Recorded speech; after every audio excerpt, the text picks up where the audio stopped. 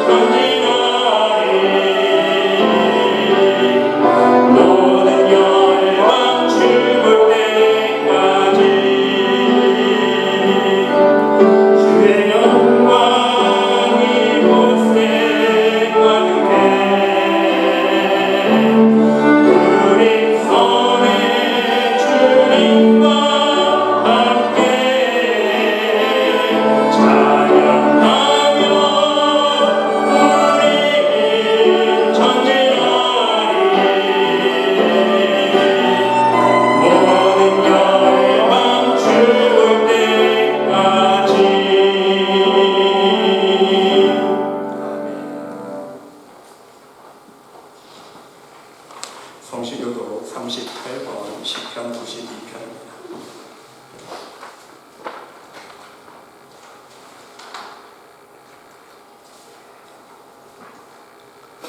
지존자여, 시편금과 비파와 수금으로 여호와께 감사하며 주의 이름을 찬양하고 아침마다 주의 인자하심을 알리며 밤마다 주의 성실하심을 베품이 오르니이다. 여호와여, 주께서 행하신 일로 나를 기쁘게 하셨으니 주의 손이 행하신 일로 말미암아 내가 높이 외치리이다. 의인은 종려나무같이 번성하며 레바논의 백향목같이 성장하리로다. 이는 여호와의 집에 섰으며 우리 하나님의 뜰 안에서 번성하리로다.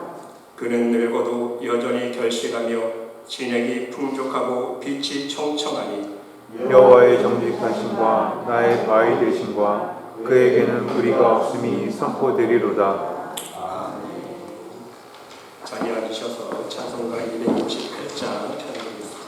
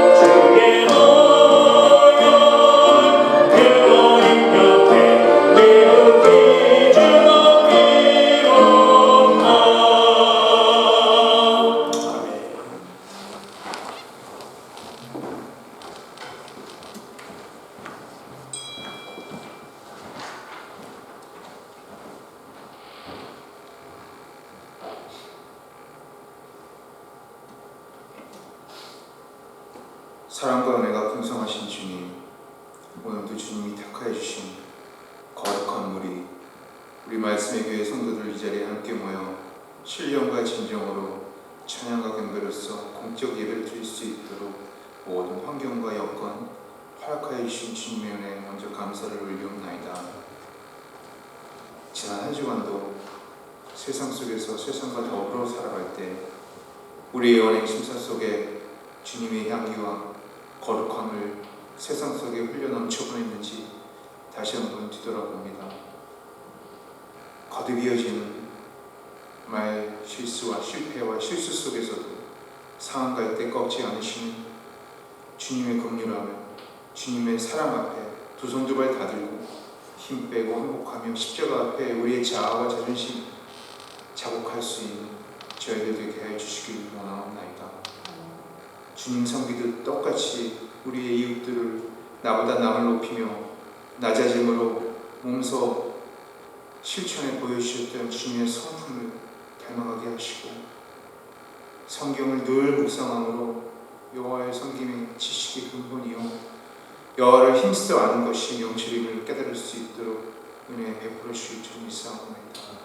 그래서 세상 속에서의 삶이 진정한 거룩한 예배의 삶임을 깨달을 수 있도록 교회 안에서보다 교회 밖에서 더욱더 빛나는 그리스도인 될 수 있도록 우리의 참된 자랑이 우리의 힘이 아닌 오직 예수 그리스도라는 것을 세상 속에서 외칠 수 있는 말씀의 교회 공동체 되기를 간절히 소망하옵나이다.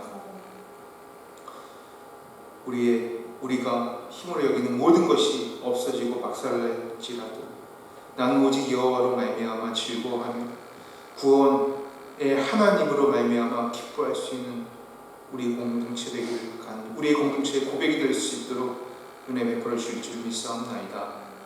우리 말씀의 공동체 가정들 모두 한 가정 한 가정 천국 가정 되기를 간절히 소망합니다. 머리부터 발까지 우리의 감정과 의지와 생각을 어린 양의 피로 덮어주시고 모든 가정의 문제는 주 뜻 안에서 주님의 뜻대로 해결되게 하시고 항상 풍성함 속에 많은 이웃들을 돌아볼 수 있는 삶이 되기를 원하옵나이다.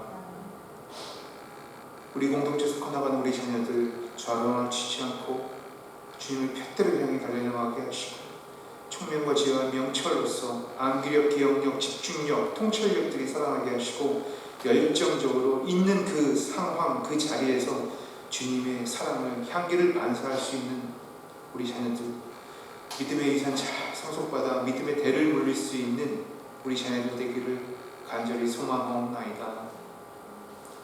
이 시간 말씀 전하시는 우리 목사님 더욱더 강건함으로 전신갑주 입혀주시고 선포하시는 한 말씀 한 말씀 속에 정말 우리의 심령이 녹아내리치고 로고스의 말씀이 레마의 말씀에서 저희의 심령과 골수를 쪽으로 변화시켜서 세상 속에서 행함이 있고 실천이 있는 믿음으로써 주님께 화답하는 삶을 살아갈 수 있도록 은혜 덧입혀 주실 줄 믿사옵나이다.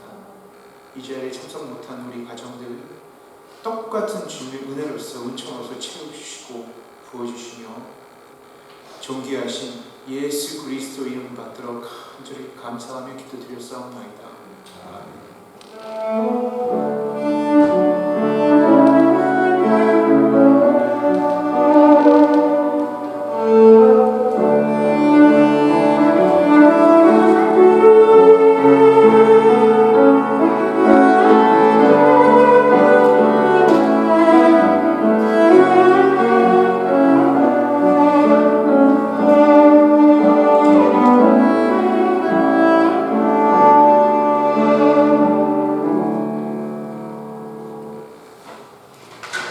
오늘 우리에게 주시는 하나님의 말씀 마태복음 5장 38절로 48절 말씀까지입니다.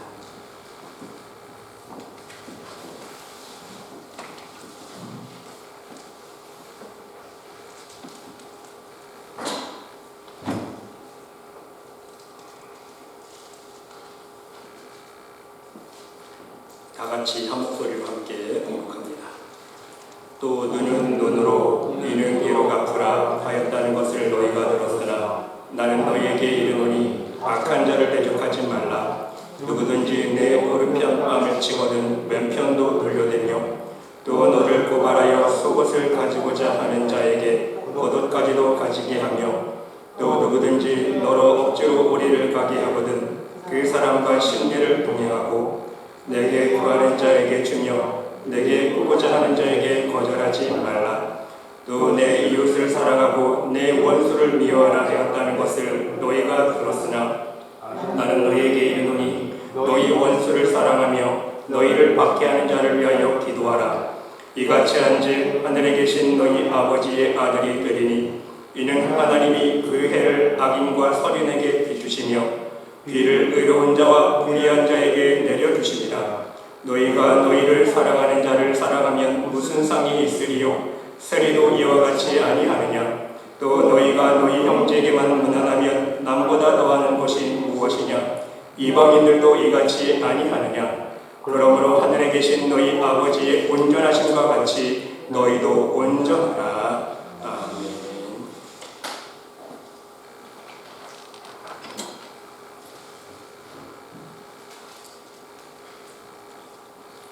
기도하겠습니다. 하나님, 오늘도 복된 날 허락해 주신 것 감사드립니다. 날마다 하루를 살아가면서 진정 하나님의 은혜임을 고백드리며 오늘 이 자리에 있게 하신 하나님의 은혜와 은총에 진심으로 감사드리며 오늘도 하나님의 말씀을 우리의 마음의 귀를 열어 듣기를 원합니다. 하나님, 들을 길을 허락해 주시고 마음의 문을 열어주시사 온전히 하나님의 생명의 말씀, 축복의 말씀, 빛된 말씀, 진리의 말씀을, 능력의 말씀을 우리 마음 안에 새김으로 말미암아 하나님 보시기에 거룩한 모습으로 또한 예수님 닮아가는 거룩한 모습으로 변화될 수 있도록 하나님 축복하여 주시옵소서. 이 세상에서 악으로 악을 이기는 사람이 아니라 오직 하나님의 선으로, 오직 하나님의 사랑으로 악을 이기며 믿음으로 승리하는 삶 살기를 원합니다. 하나님, 우리의 삶을 축복하여 주시고 늘 동행하여 주시고 함께해 주시사 오늘도 들려주시는 말씀으로 인하여 새 소망을 품고 하나님의 말씀의 능력을 힘으로 말미암아 세상에 나가서 담대하게 승리하는 삶 살 수 있도록 인도하여 주시옵소서. 하나님께서 함께 줄 믿사오며 이 모든 말씀 예수 그리스도의 이름으로 감사드리며 기도드리옵나이다. 아멘. 할렐루야. 사랑하는 성도 여러분, 오늘도 함께 예배드리시는 여러분들의 심령 위에 또 여러분들의 가정 위에 우리 하나님의 놀라우신 사랑과 은혜와 평강과 축복이 충만히 넘치시기를 간절히 주님의 이름으로 축원드립니다. 여러분, 저는 어려서부터 신앙에 대하여 생각을 하기 시작하면서부터 오늘 이 시간 제가 목회자의 삶을 살아가면서 계속해서 질문하는 것이 있습니다. 그것은 과연 어떠한 삶이 예수님처럼 살아가는 것인가? 과연 어떠한 모습으로 살아야 진정 예수님처럼 사는 모습인가에 대한 질문입니다. 앞으로 어떻게 이 답이 변하게 될지는 모르겠지만 여러분, 적어도 오늘 이 순간까지 제가 경험하고 체험한 모든 신앙생활을 통틀어서 내린 결론이 있습니다. 바로 오늘 설교 주제로 말씀드린 바보처럼 사는 거예요. 바보처럼 사는 것이 바로 예수님처럼 사는 거였더라고요. 그런데 여러분, 사람들은요, 이 표현을 그다지 좋아하지 않습니다. 누가 너에게 너 정말 바보 같다, 너 정말 바보같이 살았구나, 너 정말 바보처럼 살고 있구나, 이 말을 듣게 된다면 정말 반갑게 좋아할 사람들은 한 사람도 없을 것입니다. 여러분, 저는 어려서 이러한 말을 정말 많이 들으면서 자랐습니다. 그래서 나름대로 마음속에 상처도 많이 받았던 기억들이 있습니다.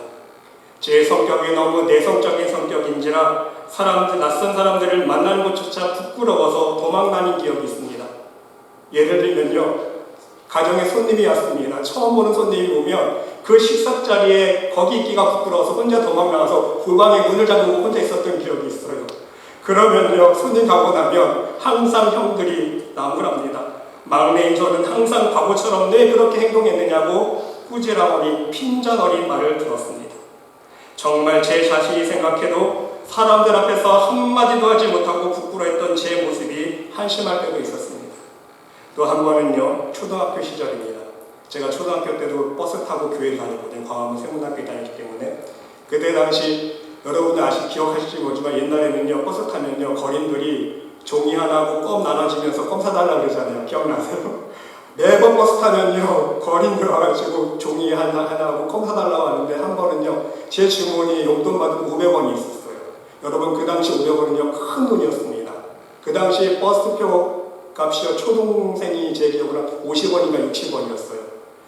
버스 요금이 한 10배 되는 돈이 제 500원짜리 돈이 제 주머니에 있었는데 이거를 사야 돼 말고 보려다가 교회 갔다 오는 길이라서 그래도 사주는 게 하나님 보시기에 좋은 모습이었지 500원을 주고 그 껌을 샀습니다. 그리고 나서 집에 와서 이 껌을 500원에 샀다고 자랑하듯이 저는 말했는데 돌아오는 말은 너 바보처럼 그런 것을 안 사도 된다는 핀잔이었습니다. 여러분 그렇습니다. 세상에서는 손해보는 일을 하면요 바보 같은 행동이라고 비난을 받습니다. 조금 어리석고 순수하게 사람들을 대하며 세상을 살아가는 모습을 보면서 바보같이 살지 말라고 충고를 해줍니다. 그리고 또한 실제로 그렇게 살아가는 사람들이 항상 속고 사기를 당하면서 손해만 보는 어리석은 삶을 살아간다는 것입니다. 그러나 여러분, 제가 깨달은 한 가지 은혜가 있습니다. 하나님의 은혜를 깨닫고 보니까요, 바보처럼 산다는 게요, 세상에서는 나쁘지만 하나님 보시기엔 그렇지가 않더라고요. 하나님 은혜 없이 이 세상을 살아갈 때는요, 바보처럼 살면 손해만 보고 속임만 당하는 삶을 살아갈 수밖에 없는 거예요. 그것이 맞는 말입니다. 그래서 사람들은 어떻게 살아갑니까? 어떻게 하면 자기가 조금이라도 손해보지 않도록 자기의 유익과 이익을 따지며 살아가지 않습니까? 절대로 자신에게 손해볼 일을 하지 않으려고 합니다. 그러나 여러분, 성경의 가르침, 우리 예수님의 가르침은 무엇입니까? 진정 하나님의 자녀라면 어떻게 살라고 하나님께서 말씀하고 있습니까? 한마디로 표현하면 믿음으로 바보처럼 살라는 것 아닙니까? 그냥 세상에서처럼 바보처럼 살아가는 게 아니에요. 하나님을 믿는 믿음으로 바보처럼 살 수 있어야 된다는 말씀인 것입니다. 하나님을 믿는 믿음이 있기에 바보처럼 살면 절대로 손해보지 않습니다. 왜입니까? 하나님께서 함께하여 주시기 때문인 것입니다. 하나님께서 내가 손해본 만큼 더 풍성한 은혜와 축복으로 채워주시기 때문인 것입니다. 내가 바보같이 행동할 때에, 내가 어리석게 손해볼 때에 하나님의 은혜와 능력의 손길로 함께해 주시기에 오히려 세상 사람들을 바보로 만들어 주신 것이 하나님의 은혜 아닙니까? 나의 미련함을 통해서 세상의 지혜 있는 자들을 부끄럽게 하시는 거예요. 아멘. 나의 약한 것을 통해서 세상의 강한 것들을 부끄럽게 하십니다. 나의 순수한 믿음을 통해서 세상의 지혜와 능력보다 더 크게 역사하시는 것이 바로 하나님의 역사라는 거예요. 하나님의 은혜예요. 하나님 뜻대로 순종하면요, 바보처럼 보이지만 하나님께서 역전시켜 주신다는 거예요, 여러분. 예수님의 사역 속에서 여러분 얼마나 넘치는 하나님의 권능과 축복의 손길이 임했습니까? 우리 예수님의 사역을 보세요. 그 이유가 무엇입니까? 예수님께서 스스로 바보처럼 사셨기 때문인 거예요. 세상에 대하여 바보처럼 생각하셨고 사람에 대하여도 바보처럼 대해주셨습니다. 죄인에 대해서도 바보처럼 용서해 주시고 사랑해 주셨습니다. 더욱이 하나님 말씀에는 정말 바보처럼 순종하지 않으셨습니까? 여러분, 누가 여러분에게 다른 사람 대신 십자가에 달려 죽으라고 하면 여러분 흔쾌히 예 알겠습니다, 선뜻 나설 수 있는 사람이 있으십니까? 아무도 없을 것입니다. 자기 목숨은커녕 단 1불, 단 10불 손해보지 않으려고 얼마나 악착같이 내 유익만을 챙기며 살아가는 것이 우리들의 모습이 아닌지 우리는 돌아볼 수 있어요.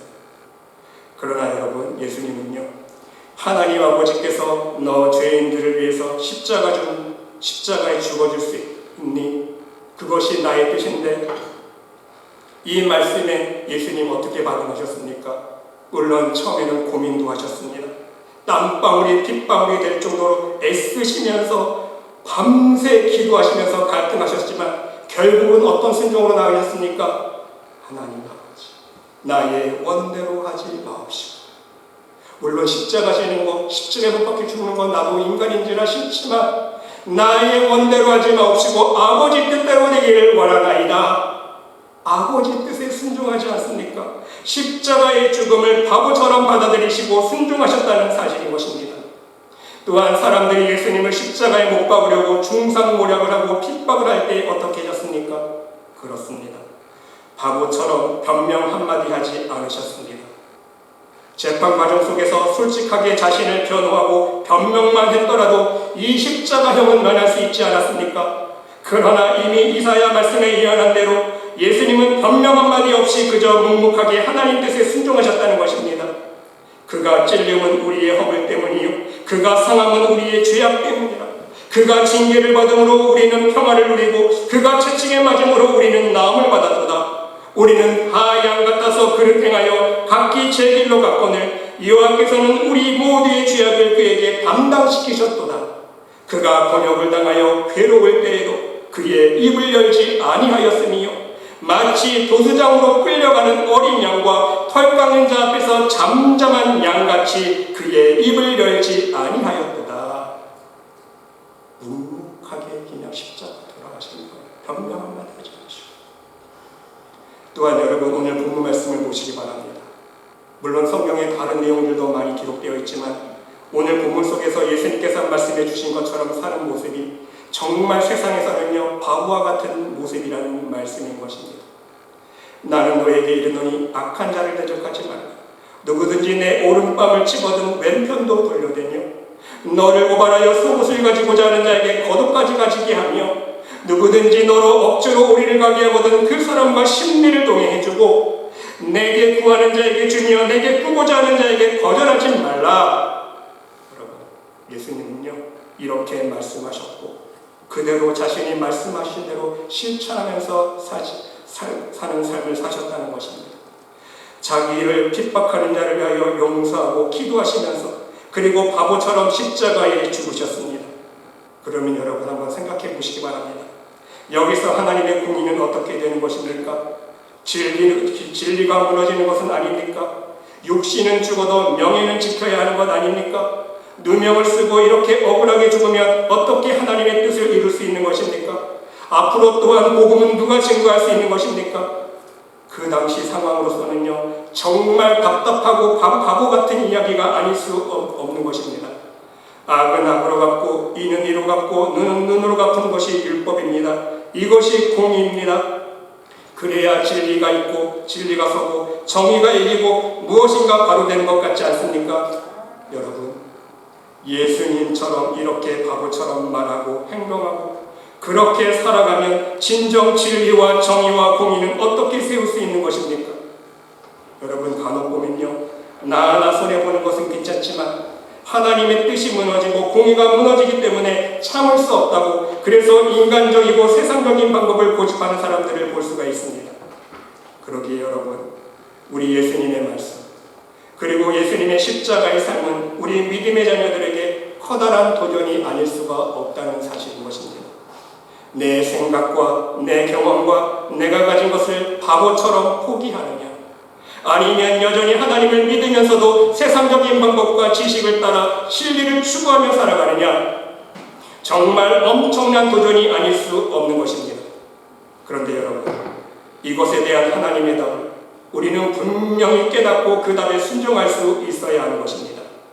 하나님의 답은 무엇입니까? 우리 주님의 십자가의 삶은 주님께서 보여주신 바보 같은 삶은 절대로 손해가 아니라는 것입니다. 십자가는 하나님의 능력이요 하나님의 지혜입니다. 고린도전서 1장 보세요 여러분. 고린도전서 1장에서도 십자가는 하나님의 능력이요 지혜라고 사도 바울이 고백하고 있지 않습니까? 사도 바울의 그냥 건성거린 고백이 아니에요. 사도 바울도 실제적으로 이 영적인 진리를 체험하고 깨달았다는 것 아닙니까? 여러분 십자가를 바라보면서 그 속에 하나님의 전능하심이 있고 지혜가 있음을 믿으십니까? 아멘. 십자가의 삶 속에 그러한 십자가의 희생의 삶 속에 하나님의 부어주시는 은혜가 있고 축복이 있음을 믿으십니까? 여러분 전쟁은 전쟁으로 끝낼 수가 없는 것입니다. 칼을 쓰는 자는요 칼로 망하게 되어 있습니다. 원수를 갚으면 또 다른 원수가 나오지 않습니까? 그 원수가 또 나를 죽이려고 달려든다는 것입니다. 미움받았다고 미워하면 미움에서 자유할 수가 없다는 것입니다. 항상 시기 질투는 다툼을 일으키고 또 그 다툼은 또다시 다른 싸움을 유발시키지 않습니까? 세상 방법이야말로 진정 하나님 보시기에 바보 같은 짓이라는 말씀인 것입니다. 오직 하나님의 말씀만이 이 모든 문제를 해결할 수 있다는 것입니다. 답은 사랑입니다. 악을 악으로 이기는 것이 아니라 선으로 악을 이기는 것이 하나님의 방법이며 모든 문제의 근본적인 해결 방법이라는 말씀인 것입니다. 여러분 오늘 본문 말씀만 보아도 마치 바보 같은 소리로 들릴 수가 있습니다. 누가 오른밤을 때리면 왼밤도 돌려라. 더 한 대 맞으라는 거 아닙니까? 누가 고발을 해서 속옷을 빼앗으려고 하는 사람에게 겉옷까지 주어라.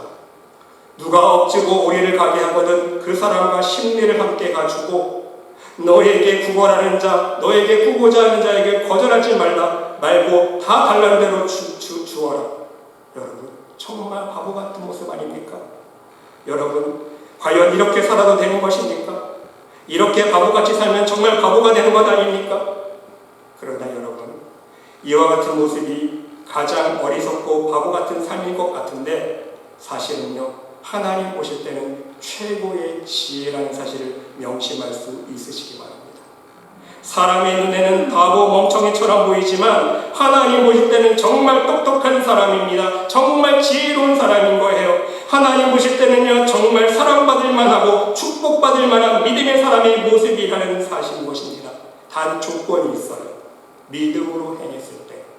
이해가 되세요? 세상에서처럼 그냥 좋은 일 한다고 하는 게 아니라 우리는 하나님 믿는 자녀로서 믿음을 가지고 내가 하나님께 받은 은혜가 감사해서 빚진 자의 모습으로 행했을 때에 하나님께서 갚아주시기 때문에 절대로 바보 같은 모습이 아니라는 거예요. 여러분, 성경이 이것을 증명해주고 있지 않습니까? 하나님의 긍휼을 받기 원하는 사람은 어떻게 해야 된다고요? 먼저 긍휼을 베풀 수 있어야 됩니다. 긍휼히 여기는 자는 복이 있나니 그들이 긍휼히 여김을 받을 것이며. 그렇죠? 하나님께서 어떻게 해요? 긍휼히 여김을 받고 싶니? 먼저 긍휼히 여기는 자가 될 수 있어요. 여러분, 하나님의 사랑을 받기 원하면 먼저 하나님의 계명을 지키며 순종하는 삶을 살 수 있어야 됩니다. 아버지께서 나를 사랑하신 것 같이 나도 너희를 사랑하였으니 나의 사랑 안에 거하라. 내가 아버지의 계명을 지켜 그의 사랑 안에 거하는 것 같이 너희도 내 계명을 지키면 내 사랑 안에 거하리라. 또한 여러분, 하나님의 은혜를 받기 원하면 먼저 겸손한 자가 될 수 있어야 됩니다. 그러나 더욱 큰 은혜를 주시나니 그러므로 일렀으되 하나님이 교만한 자를 물리치시고 겸손한 자에게 은혜를 주신다 하였느니라. 또한 여러분, 하나님의 지혜를 얻으려면 먼저 하나님을 가장 경외하는 삶을 살 수 있어야 됩니다. 여호와를 경외하는 것이 지혜의 근본이요 거룩하신 자를 아는 것이 명철이니라. 또한 하나님의 축복을 받기 위해서는요, 하나님의 축복의 원리대로 먼저 주고 베풀고 나누는 삶을 실천하며 살 수 있어야 된다는 것입니다. 먼저 주라 말씀하고 있잖아요. 주라, 그리하면 너희에게 줄 것이니 후히 되어 누르고 흔들어 넘치도록 너희에게 안겨주리라. 먼저 주는 거예요, 여러분. 하나님께서 먼저 너 줄게 베풀어가 아니에요. 먼저 너의 손에 있는 것으로 좀 나누고 베풀고 주며 하나님께서 갚아주시는 거예요. 잠언 11장에서 보면요, 흩어 구제하여도 더욱 구하게 되는 일이 있나니 과도히 아껴도 가난하게 될 뿐이니라. 여러분, 정말 진리의 말씀 아닙니까? 정말 명언이에요. 정말 이런 경험들 여러분 많이 하지 않습니까? 머리 써서 났던 애는 아낀다고 했는데 아낀 만큼 뻥 다른 일이 터지네요. 그렇죠? 거기에 또 다 들어가는 거예요. 그렇죠? 인생이 바로 그런 거예요. 안 먹고 안 쓰고 아껴보세요. 그게 내 것으로 남아있지 않아요. 하나님은요, 또 다른 일을 통해서, 건강을 통해서, 자녀를 통해서 그것을 또 다 흩으시게 만드는 거예요. 구제를 좋아하는 자는 풍족하여질 것이고 남을 윤택하게 하는 자는 자기도 윤택하여지리라. 너는 내 떡을 물 위에 던지라. 여러 날 후에 도로 찾으리라. 바로 하나님 말씀대로 바보처럼 순종하는 삶은요, 어리석은 게 아니라는 거예요. 하나님께서 다 30배, 60배, 100배 우리의 믿음의 분량대로 갚아주시기 때문에 그 말씀에 그냥 바보처럼 순종하기만 하면 된다는 거예요. 그것이 하나님의 원리라는 말씀인 것입니다. 그리고 여러분, 오늘 예수님은요, 가장 바보 같은 모습이 무엇인지, 가장 하나님 보시기에 온전한 모습이 무엇인지 말씀해주고 계십니다. 48절 말씀해 보니까 그러므로 하늘에 계신 너희 아버지의 온전하심과 같이 너희도 온전하다. 이 온전하신 하나님의 성품과 마음은 무엇입니까? 사랑이에요. 그 밑줄 계속 읽어보세요. 원수 사랑에 대해서 말씀하고 있지 않습니까? 또 내 이웃을 사랑하고 내 원수를 미워하라 하였다는 것을 너희가 들었으나 나는 너희에게 이르노니 너희 원수를 사랑하며 너희를 박해하는 자를 위하여 기도하라. 이와 같이 한즉 하늘에 계신 너희 아버지의 아들이 되리니 이는 하나님이 그 해를 악인과 선인에게 비추시며 비를 의로운 자와 불의한 자에게 내려주십니다. 너희가 너희를 사랑하는 자를 사랑하면 무슨 상이 있으리요? 세리도 이와 같이 하지 아니하느냐? 또 너희가 너희 형제에게만 무난하면 남보다 더하는 것이 무엇이냐? 이방인들도 이같이 아니하느냐? 그러므로 하늘에 계신 너희 아버지의 온전하신가 같이 너희도 온전하라. 여러분, 하나님의 온전하신 사랑이 무엇인지 아시겠죠? 원수 사랑입니다. 여러분, 이 하나님의 사랑을 우리가 이해하기 위해서는요, 하나님의 사랑은 어떤 모습인지 그 특징을 우리는 알 수가 있어야 됩니다. 첫째로는요, 하나님의 사랑은요, 적극적인 사랑이라는 것입니다.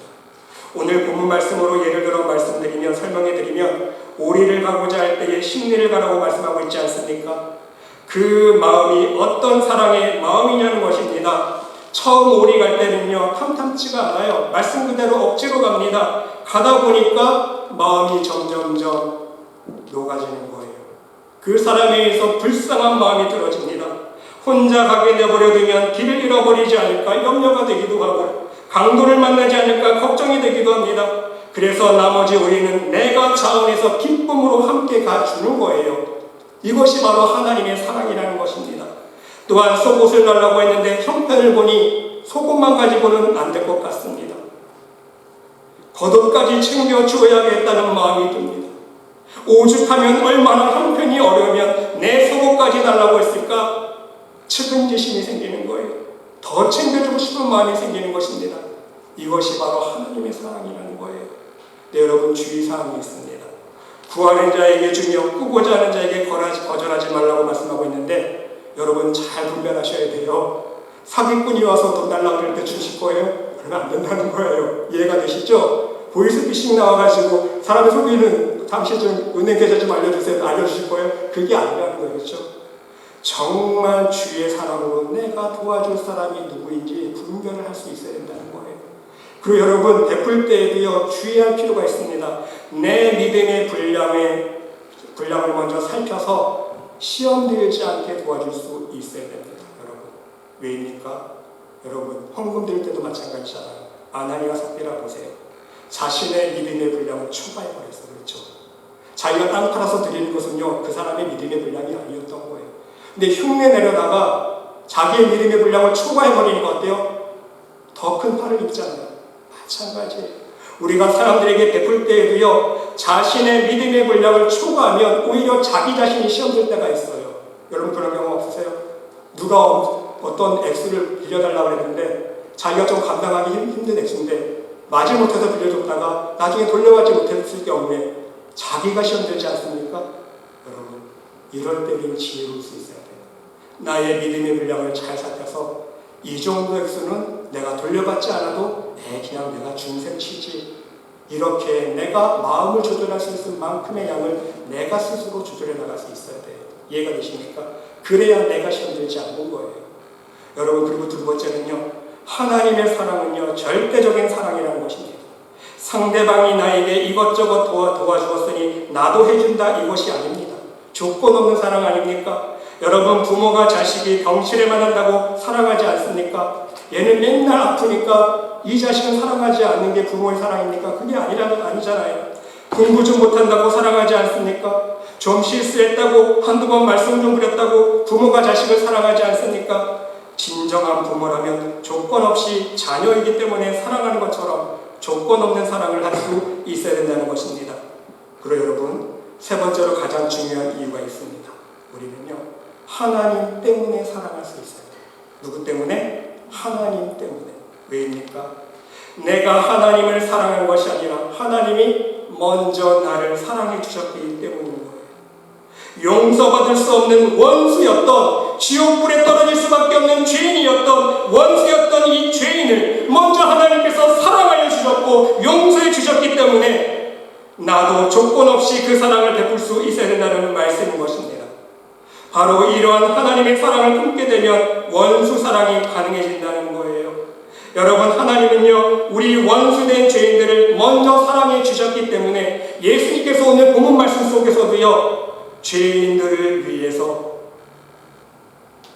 하나님께서 죄인들을 위해서 예수님 보내주셨잖아요. 그렇죠? 그래서 예수님께서 오늘 말씀해 주시는 거예요. 너희 아버지의 온전하심 같이 너희도 온전하라. 아버지의 온전하심. 하나님 아버지의 온전하심 무슨 뜻입니까? 바로 원수된 우리 죄인들을 구원해 주시기 위해서 독생자 예수 그리스도를 이 땅에 보내기 위해서 십자가에 못 박혀 죽게 하신 그 하나님의 사랑을 말씀하고 있는 거예요. 그것이 바로 온전한 사랑 아닙니까? 하나님의 온전하심이에요. 바로 이러한 하나님의 원수 사랑, 너희가 원수 되었을 때 사랑해 주신 그 원수 사랑을 너희도 본받아서 온전한 사랑을 품을 수 있어야 된다는 말씀인 것입니다. 그렇습니다, 여러분. 사실상 원수 사랑은요 우리 기독교 사랑의 기초인 것입니다. 우리도 이 원수 사랑 안에서 구원받았는데 내가 누구를 원수라고 하며 미워할 수 있느냐는 말씀인 것입니다.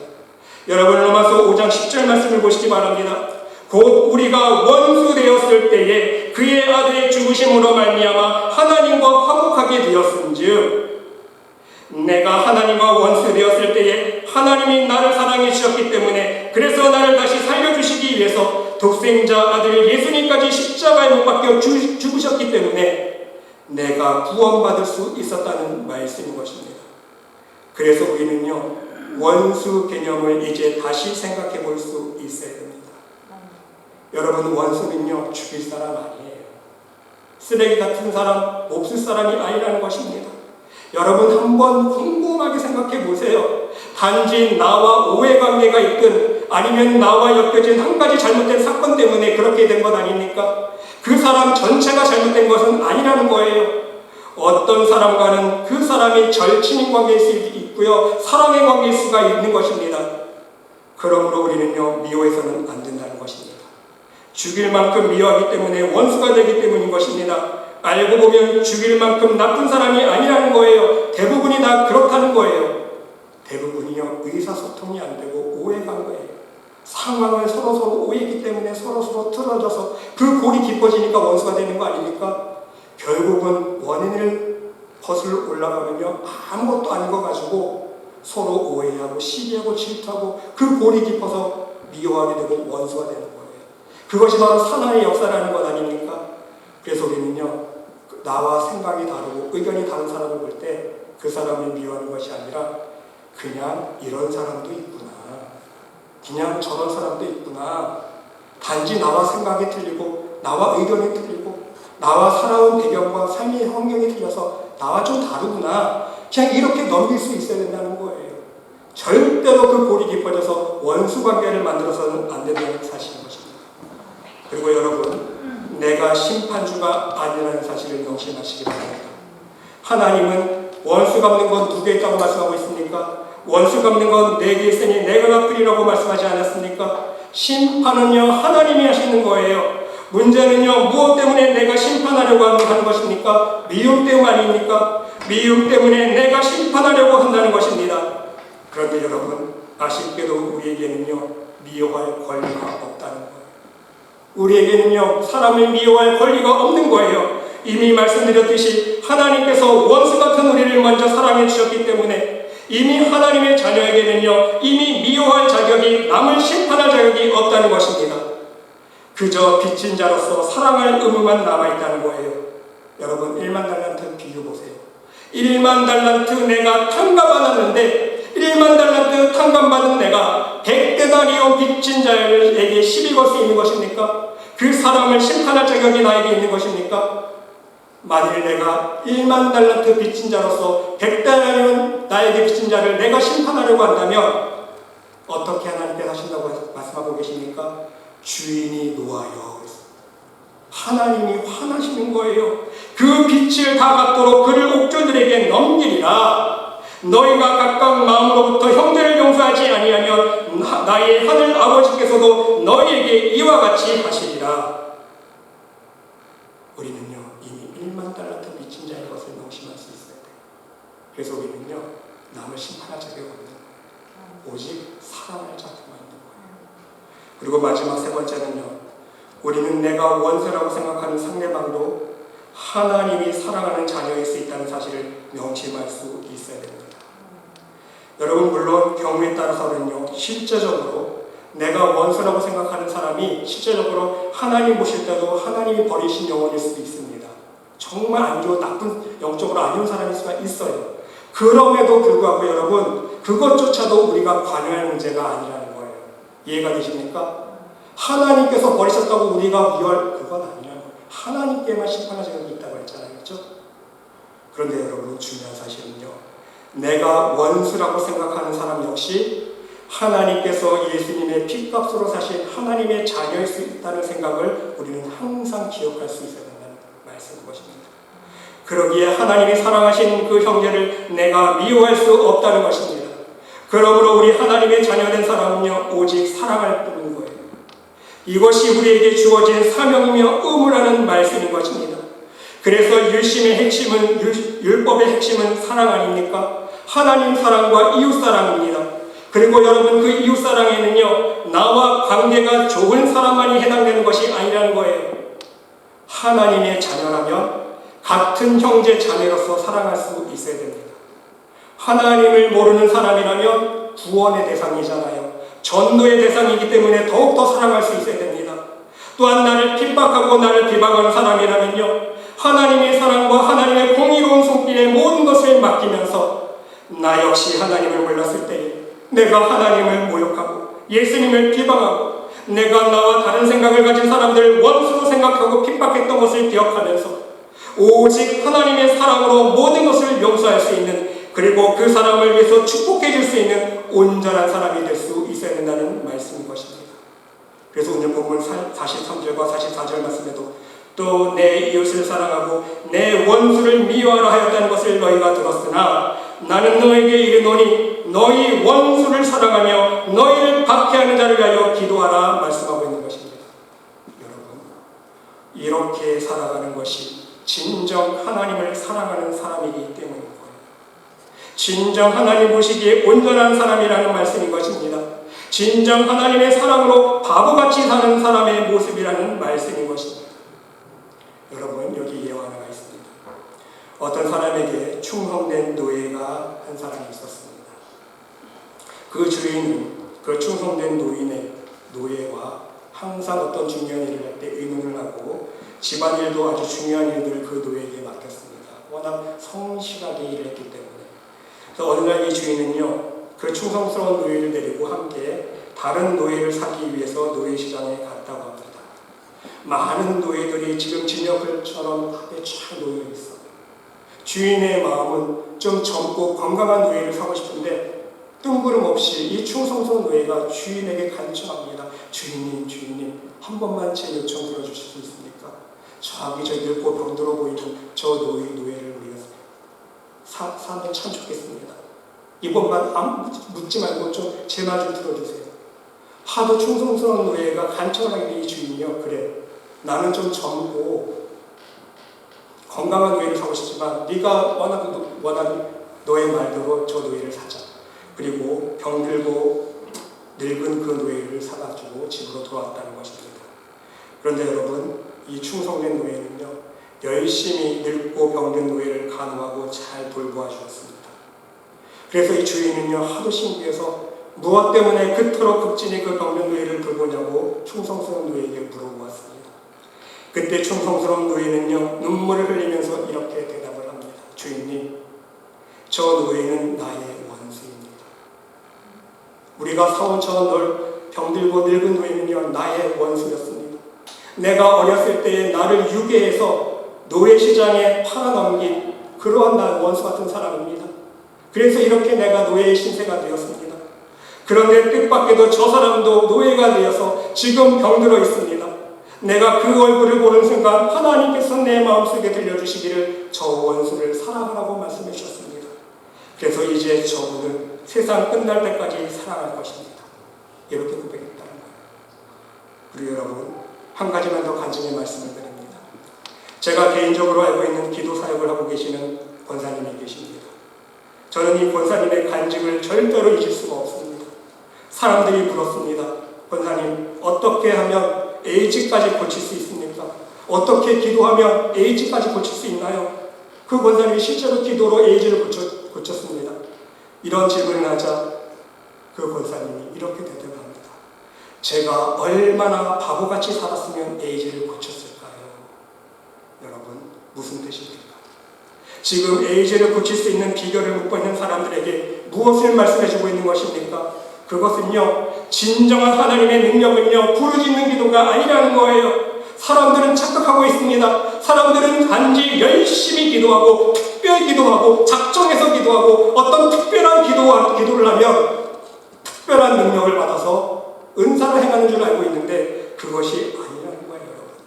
여러분, 물론 기도를 열심히 해서 체험할 수 있고 은사를 받을 수 있습니다. 하지만 중요한 것은요, 여러분, 기도를 통해서 은사를 받을 수는 있지만 그 은사를 하나님 보시기에 계속해서 성령의 역사로 성령의 능력으로 유지하는 것은요, 기도로만은 안 돼요. 하나님의 말씀으로 유지할 수 있다는 거예요. 받은 은혜를 유지할 수 있는 비결은요, 항상 하나님의 말씀 안에서 말씀의 능력으로 나의 심령을 쳐서 복종시켜서 하나님의 말씀의 빛을 비추어서 나를 돌아보고 사도 바울처럼 날마다 내가 말씀 앞에 쳐서 죽어지는 그런 삶을 살는, 예수님을 닮아가는 삶을 살 수 있을 때에 그 받은 은혜가 온전히 유지될 수 있다는 말씀인 것입니다. 진정한 능력은요, 예수님처럼 사는 거예요. 진정한 능력은요, 예수님처럼 낮아지는 것입니다. 내 교만과 욕심을 버리고 포기해야 된다는 거예요. 세상에 대하여 정말 바보처럼 믿음으로 사는 것입니다. 바로 이 말씀을 사람들이 가르쳐주시더라고요. 그러면서 하시는 말씀이, 여러분, 나는 아직 멀었습니다. 나는 아직 예수님 닮아가려면 멀었습니다. 나는 아직도 더 죽어야 하고 더 버릴 것이 많습니다. 얼마나 내 안에 세상 것이 많이 있는지, 얼마나 거지 같은 것이 많이 있는지, 얼마나 내가 거지 같은 삶을 살았는지 하나님 앞에 회개할 것이 많습니다. 이렇게 고백하는 것을요, 제가 직접 들었어요. 여러분, 이와 같은 바보 같은 삶, 바보 같은 삶 속에 진정한 약속이 있고 진정한 능력이 있고 진정한 하늘의 축복이 있음을 명심할 수 있으시기를 바랍니다. 이것이 바로 진정한 성령의 능력의 역사라는 거예요. 여러분, 사단의 역사와 성령의 역사를 구분하는 것은 바로 사랑의 역사인가 아니면 내 교만과 욕심으로 행한 역사인가, 바로 그 차이인 것을 여러분 명심할 수 있으시기를 바랍니다. 말씀 안에서 자신을 돌아보지 아니하면요, 내 능력을 내가 자랑하지 않습니까? 여러분, 처음 능력받은 사람이 왜 이단 삼당으로 변질됩니까? 능력을 행하고 내가 행했지, 내 자랑하고 내 일을 드러내기 때문이에요. 자기의 교만과 욕심으로 쓰러지게 될 수밖에 없어요. 그것이 사단의 역사라는 거예요. 그래 여러분, 사도 바울이요, 데살로니가후서 2장 9절로 10절 말씀하신 것이 정답입니다. 악한 자의 나타남은 사탄의 활동을 따라 모든 능력과 표적과 거짓 기적과 불의의 모든 속임으로 멸망하는 자들에게 있으리니 이는 그들이 진리의 사랑을 받지 아니하여 구원함을 받지 못하니라. 왜 구원받고 못 받습니까? 왜 표적을 행하고 능력을 행했는데 구원받지 못합니까? 진리의 사랑을 하지 않은 거예요. 하나님의 온전한 사랑은 교만하지 않는 거잖아요. 그렇죠? 내 욕심 버리는 거예요. 시기하지 않는 거예요. 질투하지 않는 거예요. 내 자랑하지 않는 거예요. 고린도전서 13장 4장 말씀 그대로 아닙니까? 하지만 반대로 내 자랑으로, 내 교만으로, 내 욕심으로 하기 때문에 그 사랑이 없기에 아무리 표적을 행하고 능력을 행했어도 거짓 기적이 되는 거예요. 사탄의 역사라고 했어요. 이해가 되십니까? 여러분, 진정 예수님처럼 바보처럼 자기를 죽이고 사는 사람들이 진정한 성령의 역사가 우리 안에 일어난다는 사실을 명심할 수 있으시길 바랍니다. 부디 여러분 모두 오늘 예수님께서 하늘에 계신 너희 아버지의 온전하신과 같이 너희도 온전하라 말씀하신 이 말씀에 오직 믿음을 품고 바보같이 행함으로 순종함으로 하나님 베풀어 주시는 모든 하늘의 은혜와 사랑과 능력과 축복의 열매들을 여러분들의 삶 속에 풍성히 받아 누릴 수 있는 복된 믿음의 백성들이 모두 될 수 있으시기를 간절히 주님의 이름으로 축원드립니다. 기도합시다. 하나님, 진정 오늘 말씀을 기억하면서 우리 예수님처럼 세상에 대하여 바보처럼 살아갈 수 있는 믿음의 사람이 될 수 있도록 인도하여 주시옵소서. 그리하여 세상에 미련한 것들을 택하사 지혜 있는 자들을 부끄럽게 하시고 세상의 약한 것들을 택하사 강한 것들을 부끄럽게 하시며 세상의 천한 것들과 멸시받는 것들과 없는 것들을 택하사 있는 것들을 폐하시는 하나님의 놀라우신 공의와 사랑과 능력을 날마다 삶 속에 체험하며 살아갈 수 있는 모든 말씀의 백성들이 될 수 있도록 축복하여 주시옵소서. 하나님께서 함께 주를 믿사오며 이 모든 말씀 예수 그리스도 이름으로 감사드리며 기도드리옵나이다.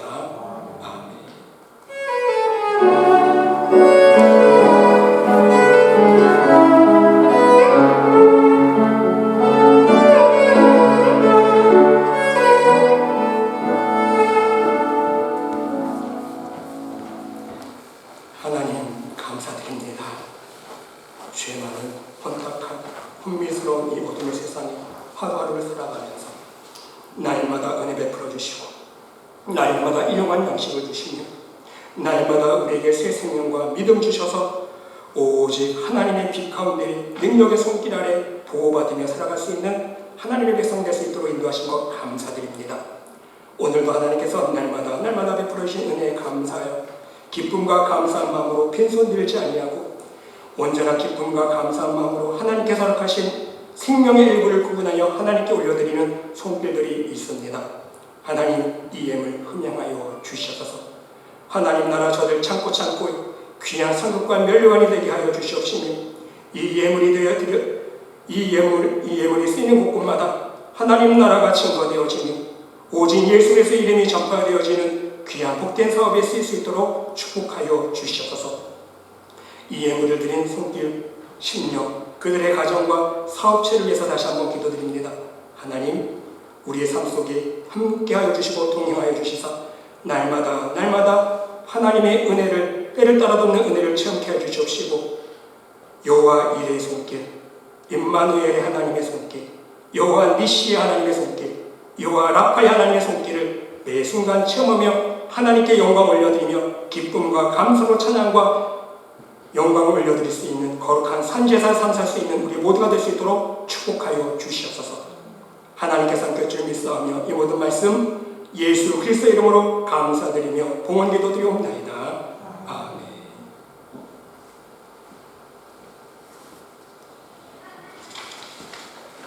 교회 소식 말씀드리겠습니다. 다시 한번 함께 예배드리시는 여러분의 심령과 가정과 정리에 하나님의 놀라우신 사랑과 은혜와 평강과 축복이 충만히 넘치기를 간절히 주님의 이름으로 기도드립니다. 여러분 계속해서 교회와 우리 성도들과 코로나 사태를 위해서 기도해 주시고요. 이쪽 우리 워싱턴 주 쪽은 좀 괜찮지만 지금 미국 전역에 또 코로나 많이 번지고 있습니다. 날씨가 추웠기 때문에 여러분들 예배 시 안전수칙 지켜주시고 또 특별히 겨울철에 여러분들 감기나 독감 걸리지 않도록 특별히 건강에 신경 써주시고 우리 서로를 위해서 중보기도 해주시면 감사하겠습니다. 또 멀리 떨어져 계신 우리 문창정 권사님 항상 영물관에 강원할 수 있도록 기도해 주시고 또 11월 3일 미국 대선 투표 날인데 여러분 정말 하나님 보시기에 정말 마음이 합한 지도자가 이 미국의 대통령으로 선출될 수 있도록 여러분 미약하나마 우리가 함께 중보기도 할 수 있는 귀한 시간을 가져주시기 바랍니다.